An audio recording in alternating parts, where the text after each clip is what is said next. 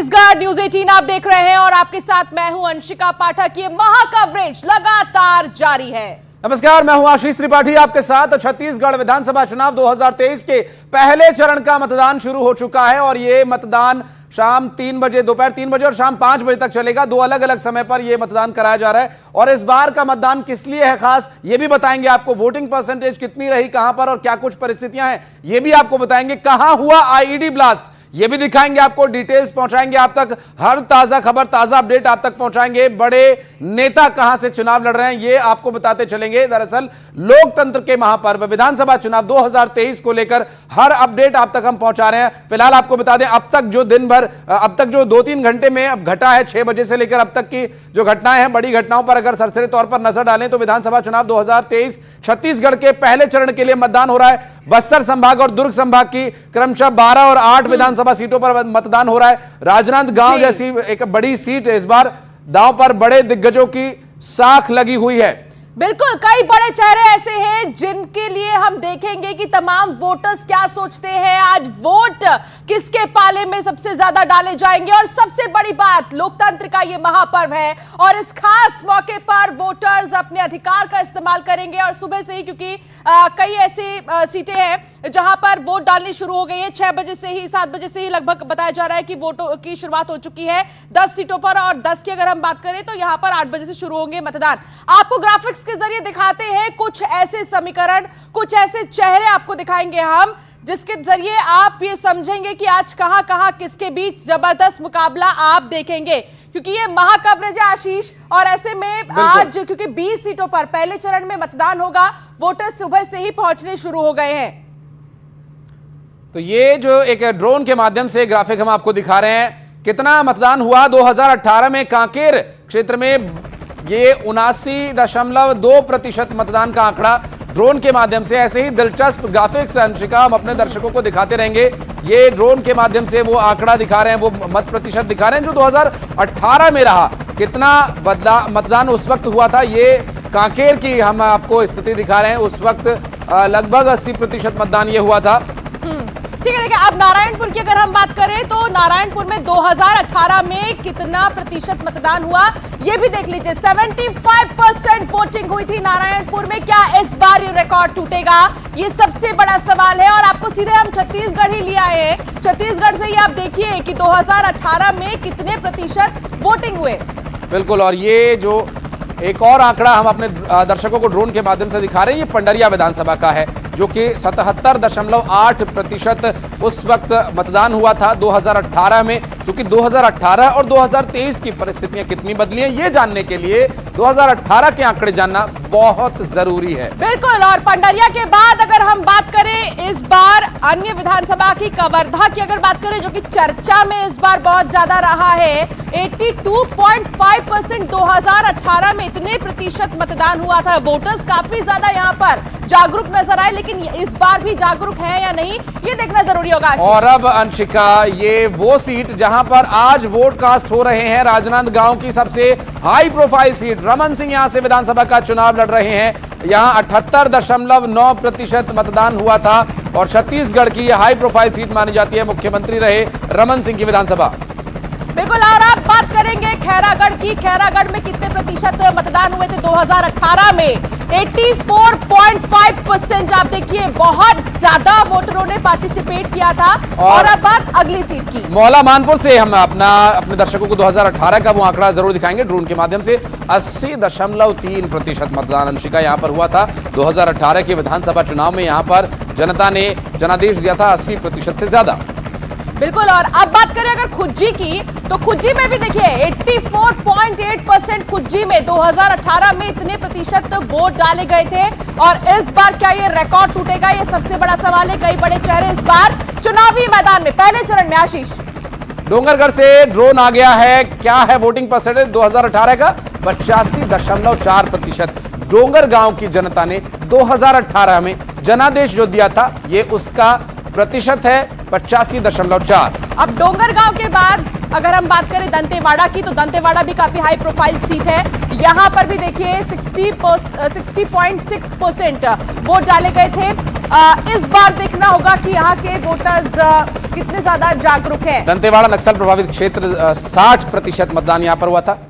और बीजापुर विधानसभा में ड्रोन घूम रहा है और यहां बता रहा है हमें कि 48.9% मतदान हुआ था। सबसे ज्यादा अंशिका दंतेवाड़ा के बाद बीजापुर नक्सल प्रभावित वो क्षेत्र है जहां 48.9%। ये जो परसेंटेज है यानी जो प्रतिशत है उसे देखकर अंदाजा लगा सकती है कि सबसे ज्यादा प्रभावित ये आंकड़ा।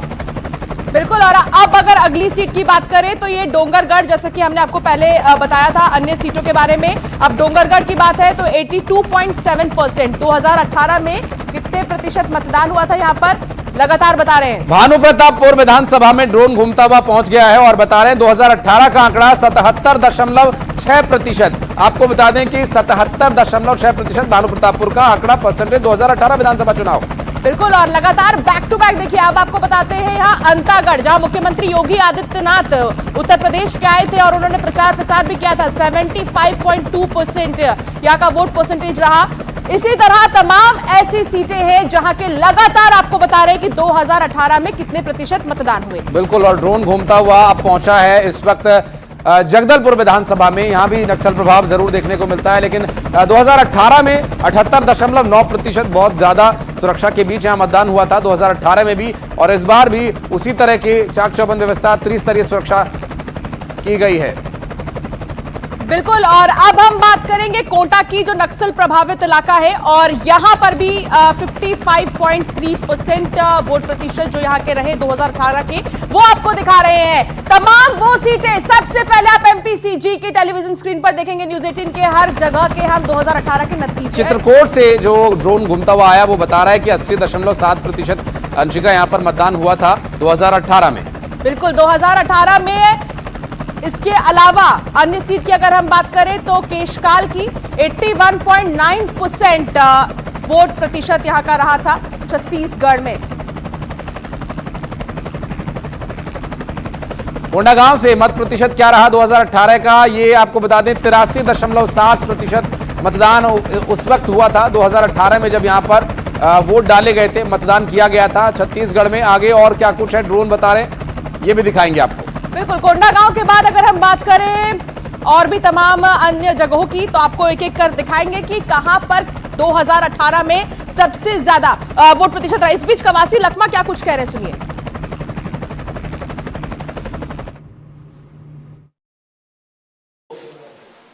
पिछले सरकार ने 50 साल पीछे ढकला, रोड नहीं बनाया, स्कूल बंद किया, आश्रम को बंद किया, आंगनबाड़ी को बंद किया, बाजारें बंद किए, 700 गांव खाली हुआ, 300 घर जलाए, और एड्स मेटाओ चाल के गूड़ा का कांड, बड़े बड़े कांड आदिवासी के ऊपर किया है, आगजनी किए हैं। उनका बदला बस्तर के जनता लेंगे, और उसके साथ साथ बस्तर बदल रहा है। बस्तर में विकास और विश्वास, सुरक्षा इस लाइन में जा रहे हैं। जो 50 किलोमीटर सोसाइटी का सवाल लेने आते थे उनको उसके घर में पहुंचा दिया गया है, लाइट लगा गया है। पोटोंगपाड़ में केंद्रीय गृह मंत्री आया था, वहां वो देख के खुश हुआ।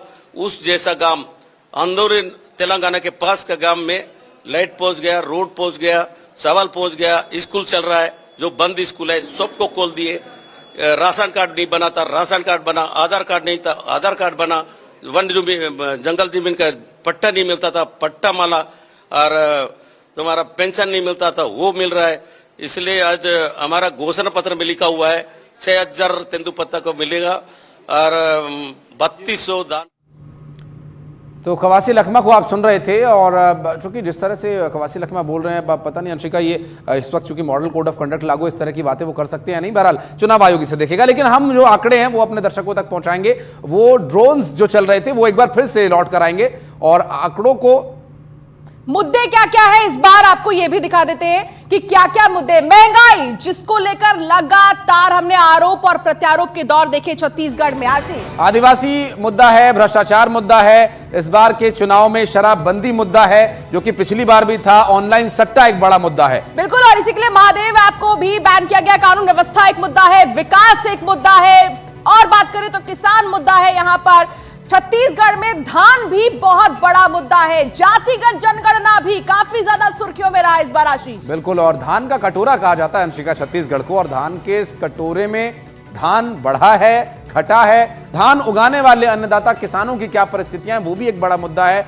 शराबबंदी का मुद्दा है और जो जातिगत जनगणना का आपने जिक्र किया, कांग्रेस पार्टी के द्वारा जब से ये बिहार से ये लहर उठी, जब नीतीश कुमार ने जातिगत जनगणना करके आंकड़ों को जारी किया था और उसके बाद से राहुल गांधी कई मंचों से इसके बारे में चर्चा करते नजर आए थे। बहरहाल चुनाव जीतती है अगर कांग्रेस पार्टी तो वो जातिगत जनगणना कराएगी। छत्तीसगढ़ प्रदेश में ये वादा किया गया, लेकिन उससे क्या लाभ छत्तीसगढ़ की जनता को होगा? बीते 5 सालों में उस जाति के आधार पर कितना काम किया गया, वो जातिगत जनगणना की क्या आवश्यकता थी, ये अभी हालांकि कहीं नजर नहीं आया। लेकिन इस बार जो मुद्दे हैं उनमें एक ऑनलाइन सट्टा ऐप जो इस वक्त महादेव बुक के नाम से एक बड़ा जिन घूम रहा है, उससे भी बहुत प्रभाव पड़ रहा है। लोगों के बीच ये विकास के साथ साथ कानून व्यवस्था भी एक बड़ा इफेक्ट कारण यहां पर बन रहा है। महंगाई की अगर हम बात करें तो सिलेंडर्स को लेकर कई बड़े ऐलान किए गए, किसानों के लिए कई बड़े ऐलान किए गए, किसान भी एक अहम मुद्दा है। महिलाओं के लिए भी कई बड़े ऐलान किए गए, बीते दिनों हमने देखा दोनों ही राजनीतिक पार्टियों की तरफ से। इसके अलावा अगर हम बात करें धान को लेकर तो धान खरीदी के लिए भी आरोप और प्रत्यारोप के साथ साथ कई बड़े ऐलान हमने देखे। बिल्कुल अंशिका, जो अब धान की हम बात करते हैं, धान कौन उगाएगा? धान किसान उगाएगा। किसानों की बात, यहाँ किसानों की बात भूपेश बघेल ने जब की तो ये बताया जा रहा था कि ये बहुत बड़ा यहाँ पर फैक्टर रहेगा, क्योंकि छत्तीसगढ़ जैसा राज्य है जहां पर की कृषि प्रधानता है और चूंकि भारत भी कृषि प्रधान है, अभी ऑफिशियली तो कम से कम ये कृषि प्रधान ही कहा जा सकता है। और छत्तीसगढ़ में जो बड़ा कारण है किसानों का या किसानों के मुद्दे का, तो वो ये है क्योंकि यहां पर धान उगाया जाता है। कई बार मौसम की मार होती है, कई बार अच्छी फसल नहीं होती है। ये परिस्थितियां कब तक किसानों के साथ रहेंगी और किसानों की परेशानियों का हल कैसे होगा? खाद बीज की उपलब्धता, सही समय पर सही कृषि उपकरण की उपलब्धता, उसके बाद पुआल या पराली जो भी यहां पर स्थानीय भाषा में कहा जाता है उसका निस्तारण, ये सभी विषय रहते हैं। और खराब फसल होने पर क्या उनकी आगे मदद की जाएगी, ये भी लगातार स्थिति किसानों के साथ ऐसी बनती है। तो उसके बारे में भी किसानों को परेशान ना होना पड़े, इसके लिए भी नेताओं को सोचना होगा। ये भी इसलिए बिल्कुल। और महंगाई को लेकर भी हमने देखा कि 500 रुपए में गैस सिलेंडर का वादा, और अब किसके बीच मुकाबला रहेगा ये भी बता देते हैं। पंडरिया में आप देखिए भावना और नीलकंठ के बीच में जबरदस्त मुकाबला होगा। भावना बीजेपी से है प्रत्याशी और नीलकंठ कांग्रेस की तरफ से। बिल्कुल। और ये जो बड़े चेहरे इस बार चुनावी मैदान में उतरे हैं, इस बार कवर्धा विधानसभा सीट से 2 कैंडिडेट्स भारतीय जनता पार्टी और कांग्रेस के इस वक्त आपकी स्क्रीन पर आप देख पा रहे होंगे। ये जो बड़ा इस बार का जो आंकड़ा है वो तो एक अलग रहेगा, लेकिन जो टक्कर है वो इस बार कांटे की देखने को मिल रही है। और यहां पर कवर्धा से,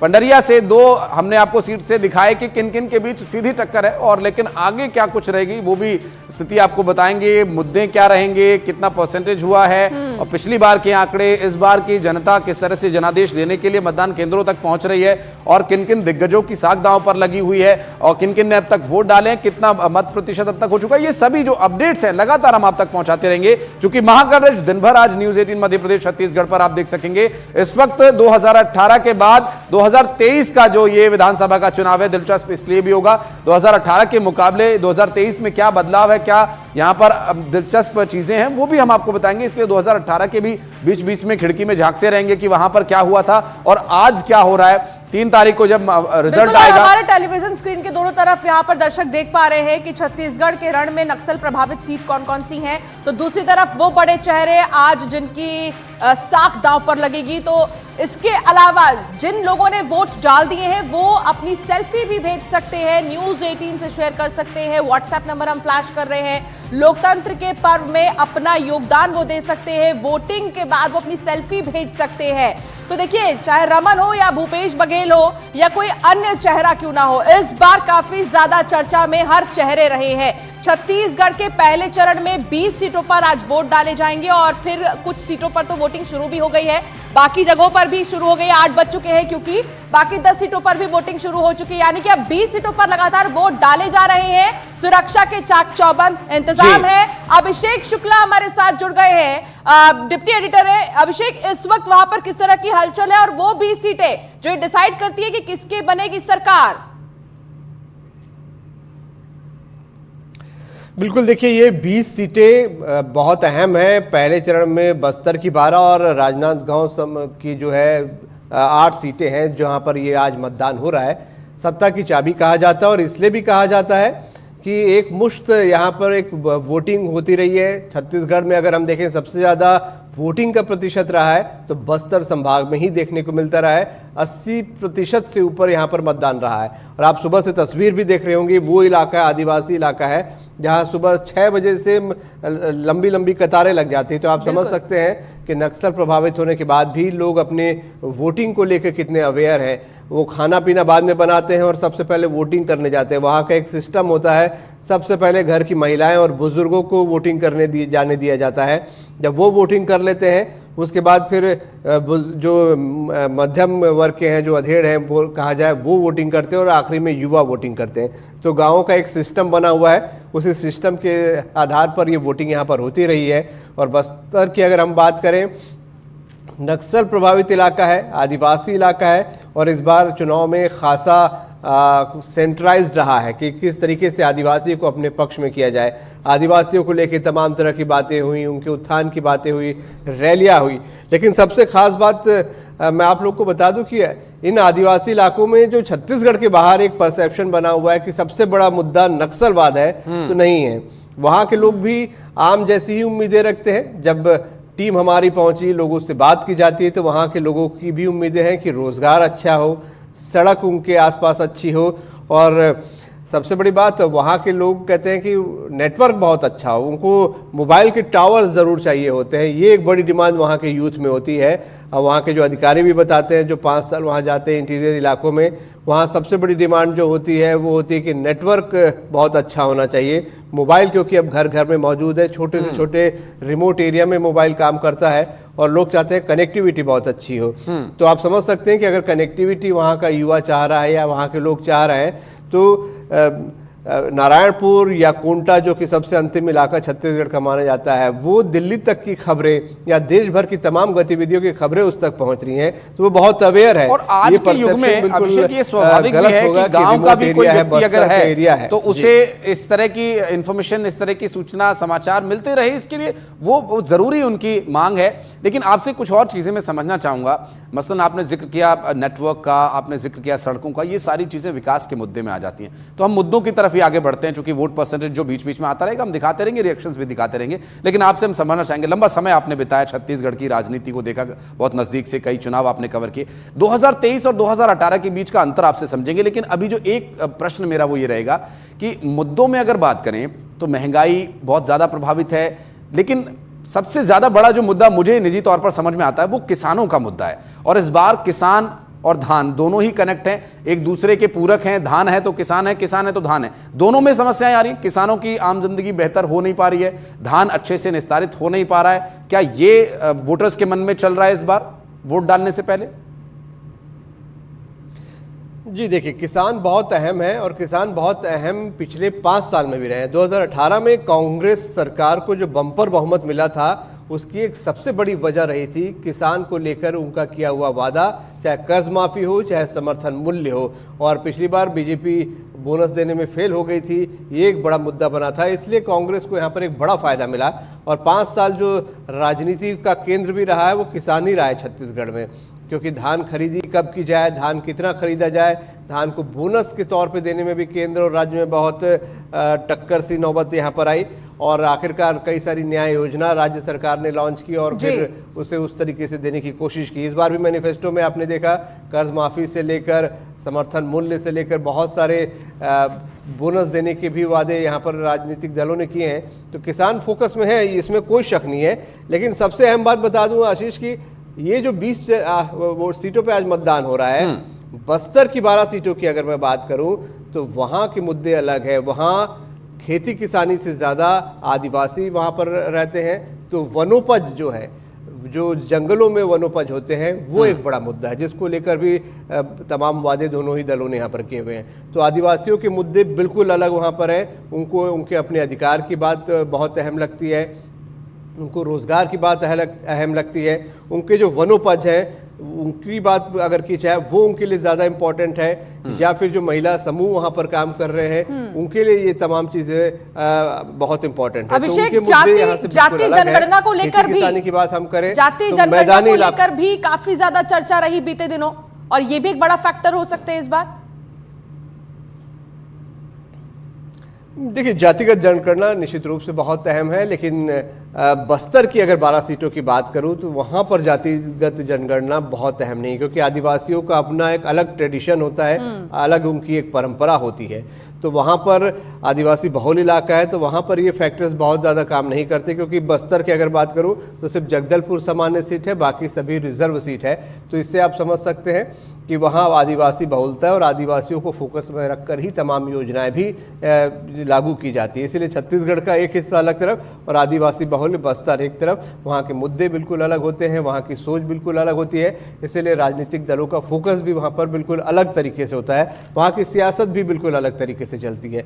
तो इसीलिए जातिगत जनगणना का बहुत ज़्यादा असर बस्तर की इन 12 सीटों पर होगा, मुझे नहीं लगता। उनके मुद्दे बिल्कुल अलग है, और करप्शन की बात कर ले, विकास की बात कर ले, ये बातें वहाँ के लोग करना चाहते हैं। वो चाहते हैं कि नगरनार प्लांट एक वहाँ पर एक बड़ा मुद्दा बना रहा, जिसको लेकर भी भाजपा और कांग्रेस सामने सामने रहे।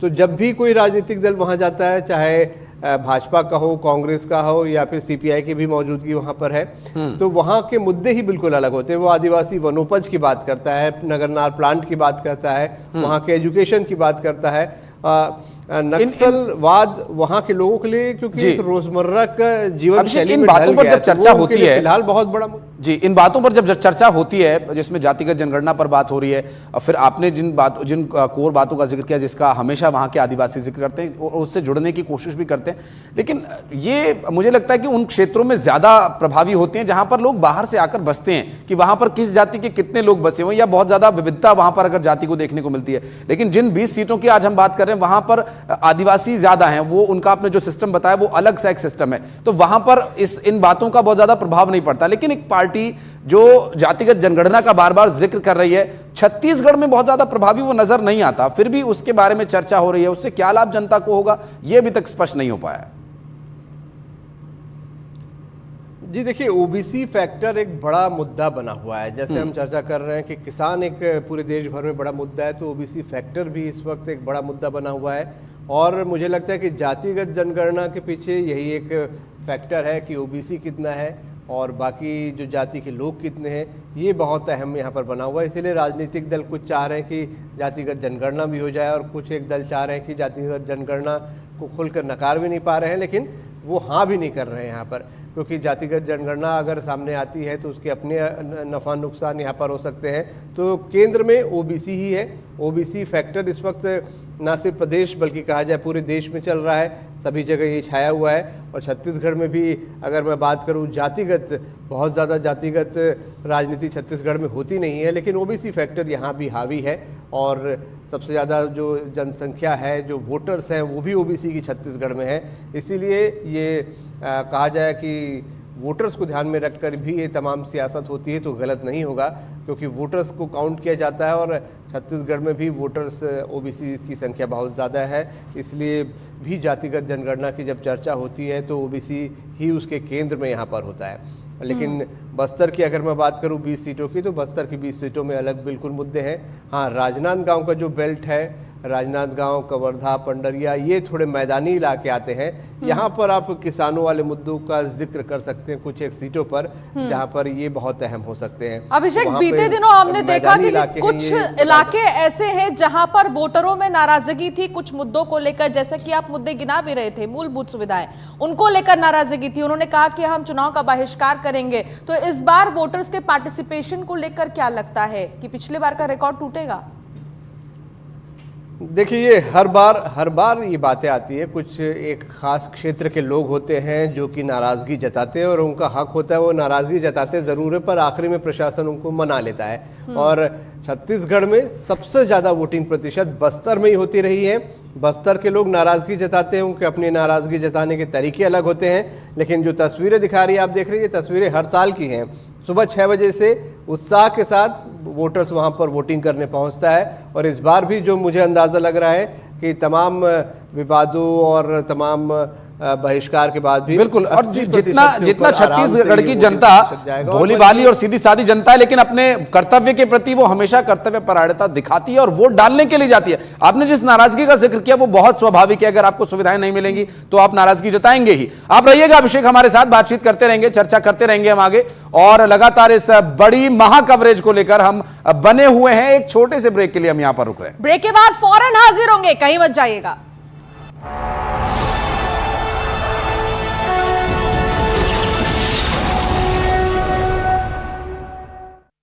20 सीट 5,304 पोलिंग